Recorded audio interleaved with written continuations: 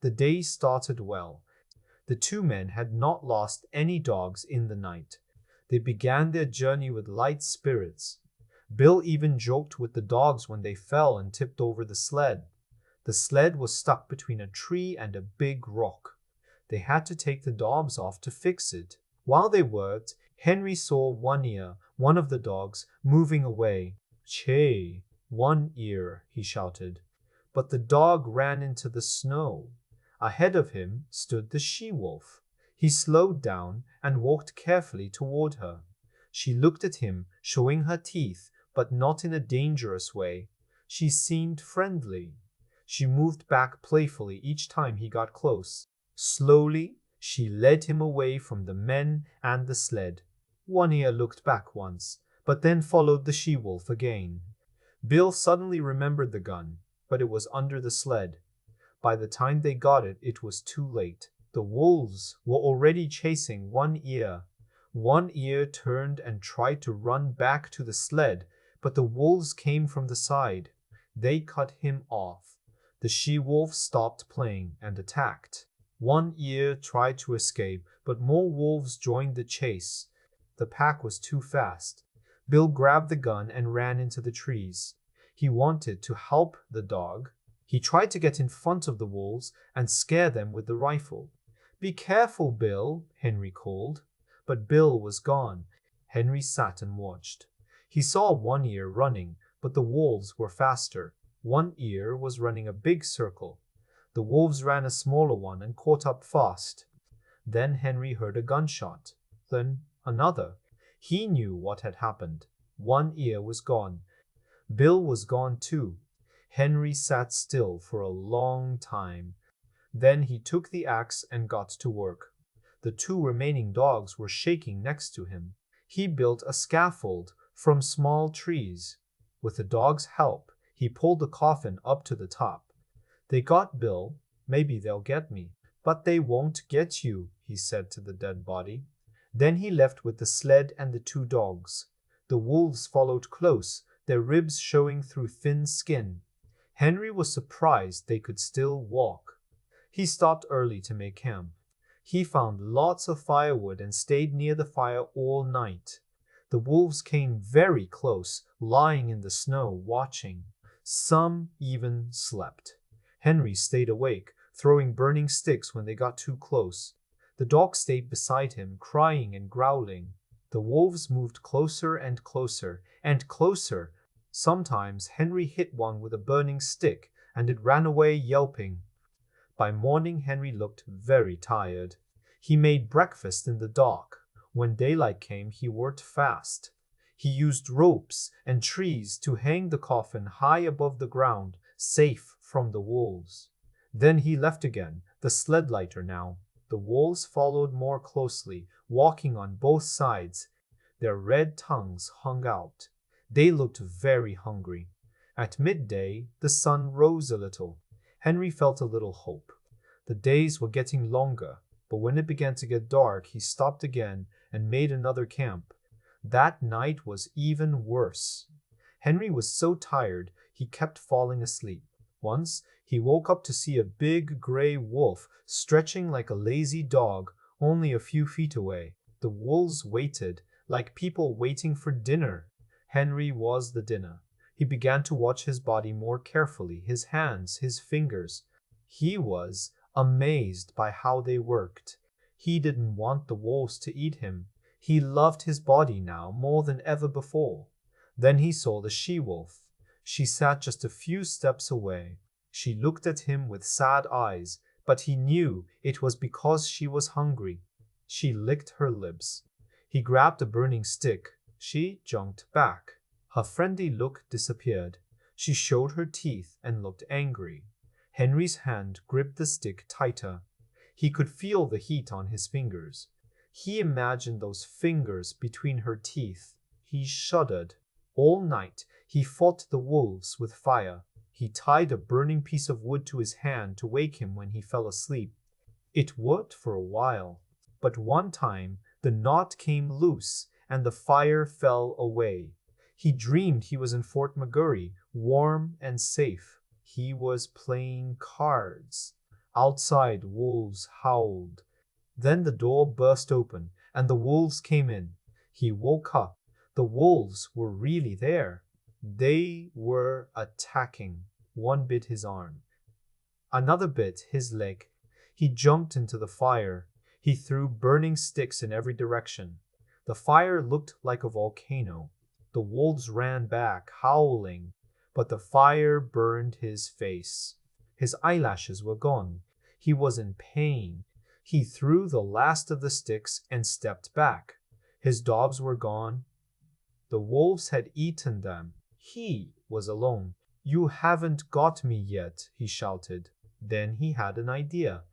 He made a big circle of fire and sat in the middle, using his sleeping gear to keep off the snow. The wolves came to the edge of the fire and lay down. They blinked and yawned in the warmth. Then the she-wolf sat and howled at the stars. One by one, the wolves joined in. The night was filled with the sound of hunger. In the morning, the fire was low. He needed more wood. But when he tried to step out, the wolves rushed forward. He scared them with fire, but they didn't go far. He sat down. He was finished. The fire was dying. The wolves could now enter the circle through gaps in the flames. "I guess you can come and get me now," he said. "I'm going to sleep." He woke up once and saw the she-wolf staring at him through a gap.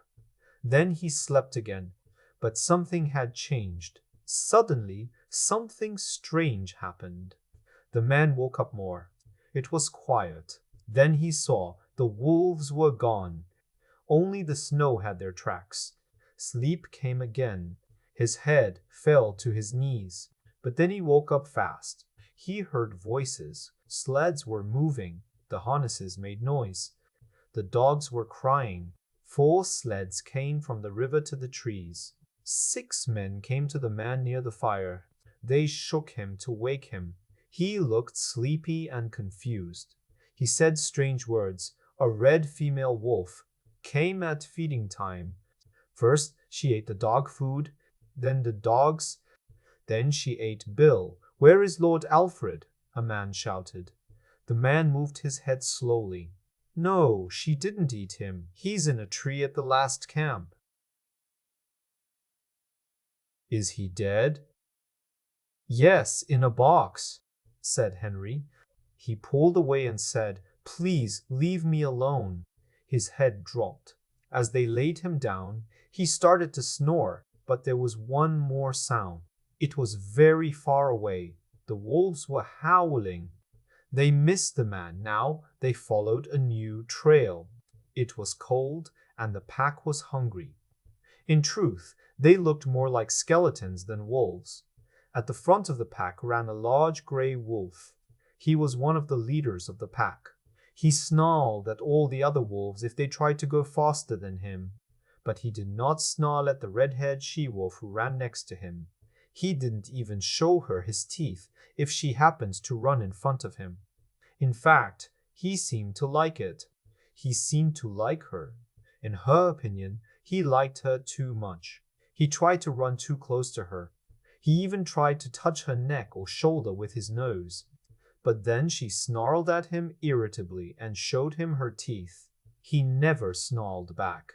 The large gray wolf was not her only admirer, though. On her right ran an old one-eyed wolf. He was one of the older leaders of the pack. His body and fur showed many signs of past battles. From time to time, he also tried to touch her neck with his nose. Then she snarled at him warningly. He never snarled back at her either. But if the two leaders were all kindness towards the red she-wolf, they were all hatred towards each other. But they weren't fighting openly yet. They were both waiting for the best moment. They knew it would be a battle of life and death. The best moment came first for Old One-Eye. He noticed how the young wolf turned his head to lick his shoulder, showing his neck to his rival. The old wolf attacked him suddenly and without warning, closing his fangs on the younger leader's neck. His teeth opened the great vein of his neck, and blood began to quickly flow out. The younger wolf snarled painfully and tried to fight back, but his legs would no longer hold him and he fell to the snow. The battle was over. Through all of this, the she-wolf sat and watched and smiled. She was glad with the battle because this was love-making of the wild. This time, experience triumphed over youth. When One Eye came up to the she-wolf again, she didn't snarl at him anymore. Instead, she touched noses with him. The dead rival was already forgotten. Soon, they were best friends running happily side by side through the snowy woods. After some days, the she-wolf began to feel uncomfortable. She seemed to be looking for something. She looked under all fallen trees and into empty caves. Old One Eye was not interested at all, but he followed her anyway. And so they traveled across the country until they got to the banks of Mackenzie River. There, they hung about the Indian camp for some time. One Eye didn't like it, but the she-wolf seemed more than comfortable with the human voices nearby. She was very heavy now and could run only very slowly. She was also less patient than ever. She was not quick enough to catch meat herself, and she was angry with One Eye if he failed to hunt successfully for both of them. Fortunately for the old wolf, she finally found what she had been looking for. It was a cave. Old One Eye watched her patiently as she inspected it carefully for hours. In the end, she lay down, put her head on her paws and yawned to show that she was pleased and satisfied. But One Eye did not understand. He was hungry. He tried to persuade her to get up and go searching for food, but she only snarled at him impatiently. So he went hunting on his own, confused. He had been gone for 8 hours and hadn't caught anything when he finally came back to the cave. And there he was in for a surprise. Strange sounds were coming from the cave, and they were not made by the she-wolf.